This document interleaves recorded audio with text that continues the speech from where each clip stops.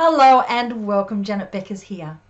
Today we're going to be focusing on a really important part of doing any successful joint venture partnership, and that is, how do you approach people who are already influencers in your industry, people who you don't know? How do you approach them and invite them to take part in a project that you're going to run with the full intention that they will be promoting you and your project to their mailing list? How do you get people who are influencers to say, yeah, that is totally cool. I not only will take part in what you're doing, but I am going to actively promote it for you so that you get to benefit from the email list that I have spent years building and developing. So how do you get people to say yes to something like that when they don't even know you, especially if you're just starting out?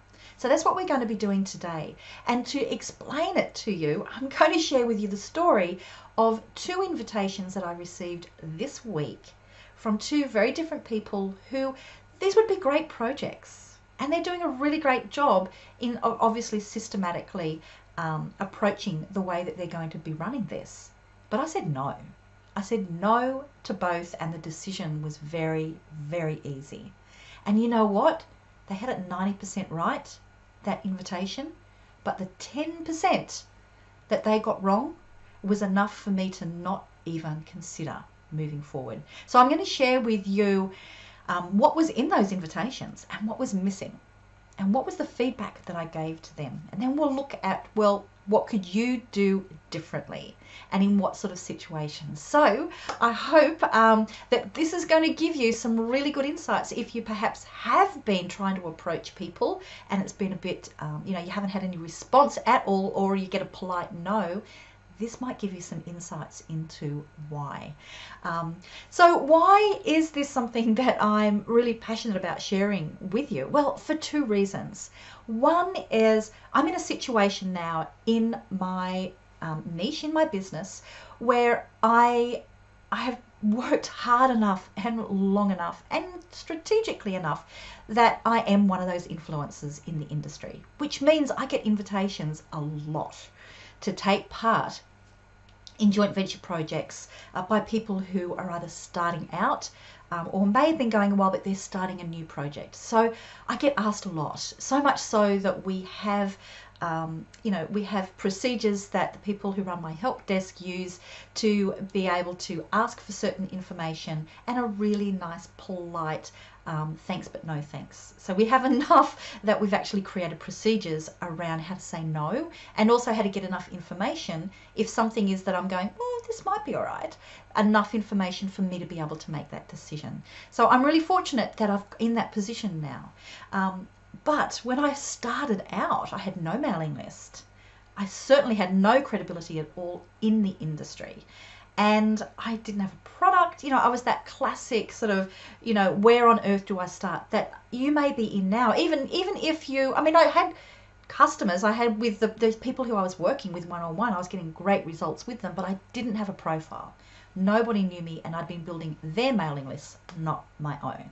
So I know what it's like for people who are approaching me. So so first of all, that I just want to say to them, go you, good on you and good luck, because that's how I started.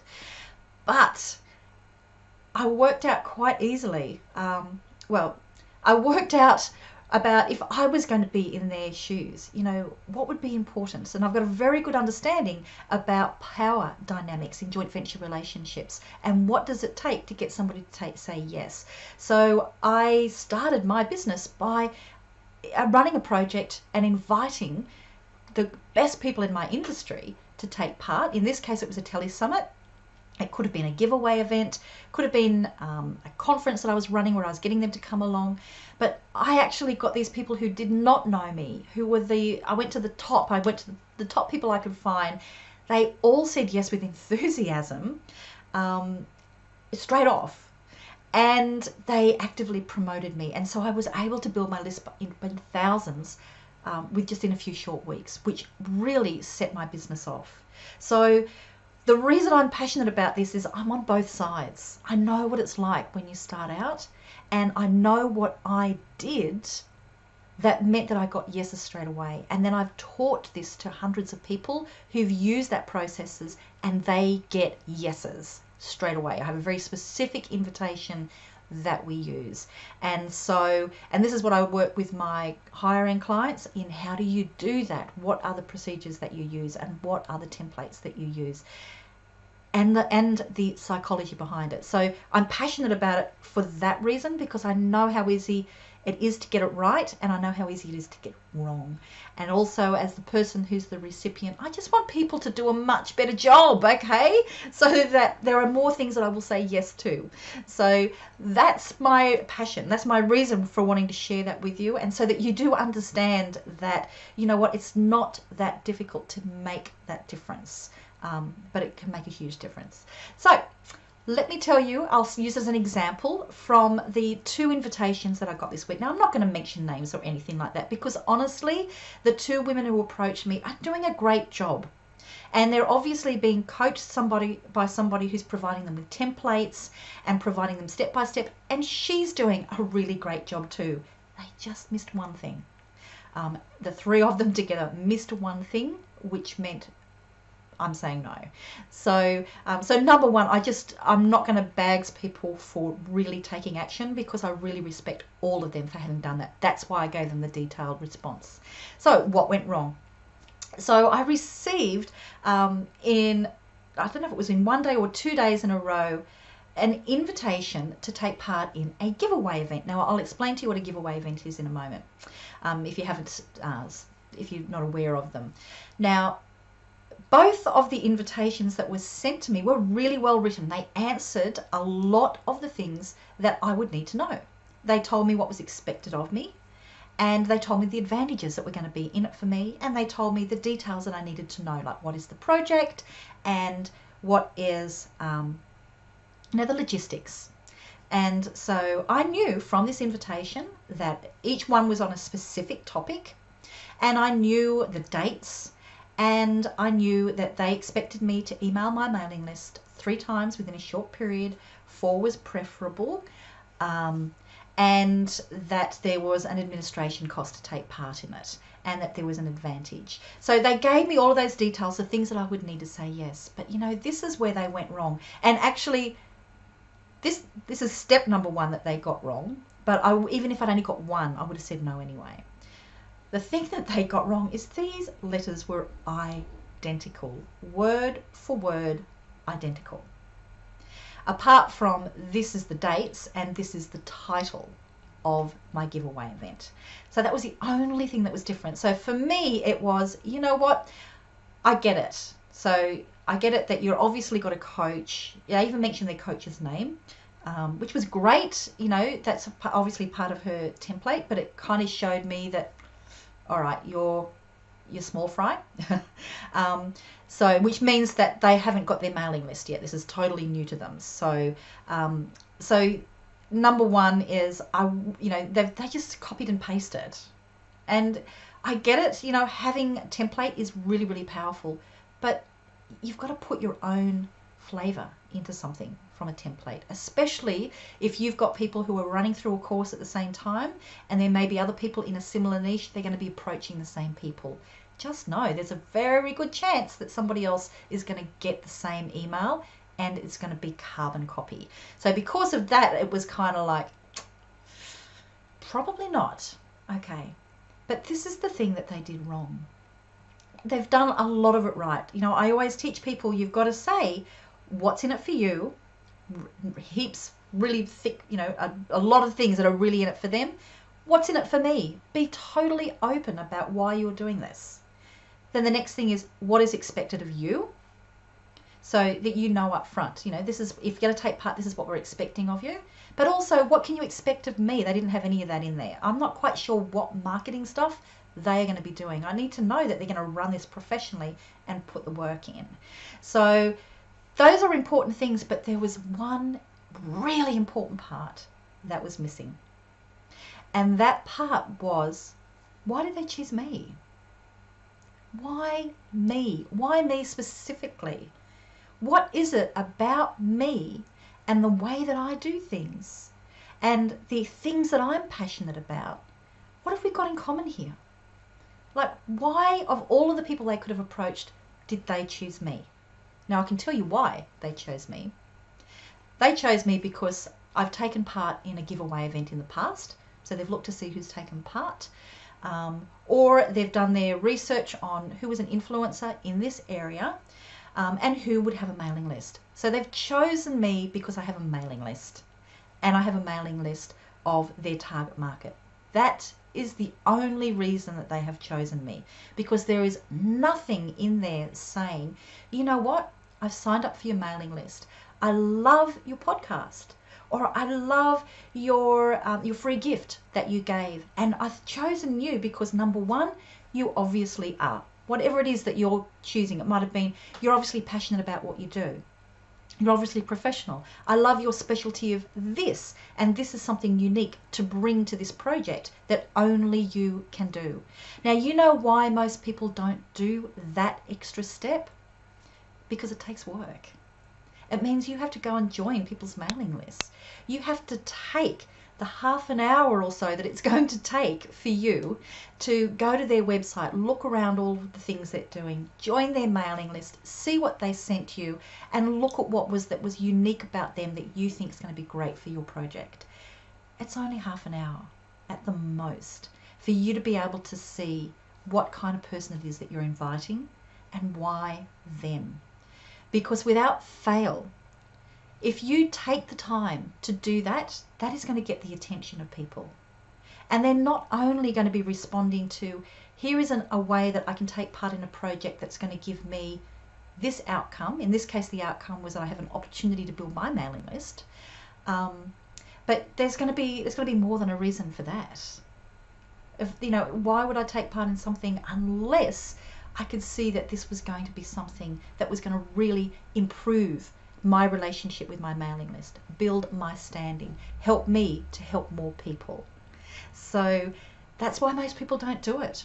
They just are focused really deep down on what's in it for them, which is, if I take part in this project, you're going to build my list, and I'm going to, I'll be able to basically get you to pimp your list to grow mine. That's what comes through when I'm reading those messages. And see, that's that 10% of taking that extra effort to actually, see the person as a person that you're inviting, to actually take the time to get to know them, their passions, and truly you take an interest in them. And remember that you are creating a connection here that can be a very long-term relationship where you can be growing your business continually. You can come back and you can do things together. You can be connecting with somebody that's going to be your cheer squad, that's going to, mentor you and coach you as well, to help you to grow your business. And if it's like me, because I approached my very first project in a way where I genuinely wanted to connect with each person personally, I really chose them all. Specifically, each one for me was their own special gem, and that's why I invited them, and I let them know why they were my gem. And within a few weeks, my business not only had my list grown, but I had developed these beautiful relationships with these first people that they then started referring their friends, the other influencers, to me, to say, this is a person doing a great job, you really need to connect with her. How different is that to getting something where really well written, but really the subtext is, hey, I want you to pimp your list so I can grow mine. Very, very big difference. And you know what? It all comes down to your attitude. So yes, use any great templates that you've got. Follow your mentors if they've got a process that works. But always remember, you are dealing with people. So connect with them on a personal level. And you do that by showing a genuine interest and really letting them know why you've chosen them. That little kind of a difference, which is really your approach to developing a relationship, stands out because so few people do it. And that's why the clients that I've helped to do this, they very rarely will get knocked back, because I really stress around how are we going to do that? What is the procedure you're going to follow so that you really do get that strong connection? So that was an example there. Now, I promised you that I was going to talk about what is a giveaway event. A giveaway event is a list building strategy for 2 out of 3 parties. So there are 3 parties that take part in a giveaway event. Number 1 is the person who's organizing it. And so they do a lot of work. There is a huge amount of work. It's like wrangling cats. And the whole idea is that they have on their website, sign up here to join my mailing list. And once you've done that, you're going to get access to basically a whole list of fantastic influencers who have got gifts for you that are all around the topic of what we've got. They've got gifts for you that are going to help you with whatever the topic is. So then, of course, if you've got that whole library of influencers giving gifts, they're all usually downloadable. The one that I take part in every year is a done for you, because I know that's going to help people get stuff done. So it's people actually doing a service for you. So in that one, so those people there, they're the joint ventures, they're the influencers. So they take part in this because, if somebody says, I really like this thing that particular person's giving away, well, the person who is signing up, the punter, if you would think, they have to also sign up for that other expert's mailing list. So that's how the expert or the influencer, the gift giver, gets to grow their mailing list. So as you can imagine, the person organizing it, they could very well end up with, say, 10,000 people on their mailing list. Just say you've got 10 influencers taking part, there's a good chance that each of those may end up with 1,000 people on their mailing list. This is very simple. Obviously, it's not going to work exactly like that. So the person organizing it puts the hard work in, they get the big benefit. But so do the organizers. So how does these people get their 10,000? Well, because every single person who is giving away the gift, the influencer, has agreed to mail their mailing list about the giveaway event. So they're basically giving away the gift and providing all of the traffic. So it's a great thing for the person organizing it, but it's a lot of work. And there can be great, for the person who is giving away the gifts, it can work really well if the other people who are also taking part are also of a high caliber with a great mailing list that people, of people who are responsive and also very similar to their market. And the third person, of course, is all the people who are on the mailing list that get the opportunity to get all these great gifts that they can get for free. So that is the giveaway event, and that's how any kind of joint venture big project works. That's how I launched, except what I was doing was interviewing people rather than them giving away something. So that was a tele summit. They all work along a similar way. But either way, none of those projects are going to work if you can't get any of those influencers to say yes. Yes to taking part in providing the content, and yes to say, yes, I will promote to my mailing list. So for that reason, that invitation to get them to not only say, yes, I will take part in the content, but yes, I will take part in promoting. If you can't get them to say yes, you don't have a project. Nothing's going to work. So what does this mean for you? So number one, if this is a kind of project that you want to run, they're a great idea. I've got, with my clients that I work with at my VIP level, this is a big part of the stuff that we do. And so, with all of the templates that I have, and with how do you actually develop your list of the people that you're going to be contacting? How do you develop those relationships? A big part about what I do with people is those relationships. So number one, you could be choosing a big project. That's a fantastic thing to do. Be very aware it's a lot of work and the invitation is important. You could be doing smaller ones where it may only just be 1 or 2 people, but still you've got to develop a relationship here. The invitation is key. And the other part may be that as you start to develop credibility in your industry, you're going to get people who come to you and say, do you want to take part in something? And if that happens to you, you need to know which ones you're going to say yes to and which ones you're going to say no. So that's a big part about what I do with my clients and at my VIP level as well. And also we cover quite a bit of this in the Attract Your Tribe program, because it's all about relationships, building your business on those relationships. So that's over to you now. So in summary, when you're going to be approaching people who are influencers in your industry, to invite them to take part in a project that you are running, whether that is going to be just inviting them to something that may be just only between the two of you, or to take part in a bigger project that's going to take a lot more coordination, but hopefully has even a bigger payoff. When you're going to be doing that, be very super clear with people. What is in it for them and you? What can they expect of you, and what do you expect of them? But most importantly, remember that these are people, and they have worked so hard already to build their mailing list, to build their reputation, that respect that, okay? And also remember that you want to be able to take the time to get to know them, to take that time to show that you have joined their mailing list, you've been following them, that you really do respect them, and that you understand their passion and their uniqueness, because it is those similarities, those shared passions, that are the things that connect people and get them to support you.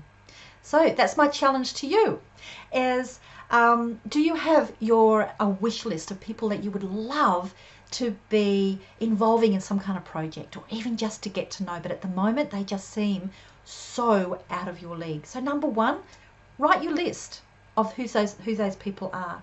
And then the next thing I want you to do is, why them? Not just because they've got an influencer, not just because they've got the mailing list and I'd love to get exposed. No, why them? Why specifically them? I want you to be able to answer that for yourself, for this, when you've got your list of my dream people to do joint ventures with. And so also for anybody that if you're going to do this, if you're going to approach people, if you're going to do projects, I just want to say to you, go you. Because you know what? Very few people do. Very few people say no. They say no for other people. They go, no, they'd never say yes. So they say no for them. So good on you. So again, even if you have been approaching people and you haven't got the responses that you want, have a look at what I'm saying here and see, does that make sense to you? Can you see what you may have done wrong? And have a go again. Go and approach them again, because, good on you. It's because so few people are doing it, and so I want to applaud you for being an action taker, and applaud you if you have tried in the past but haven't quite got the response.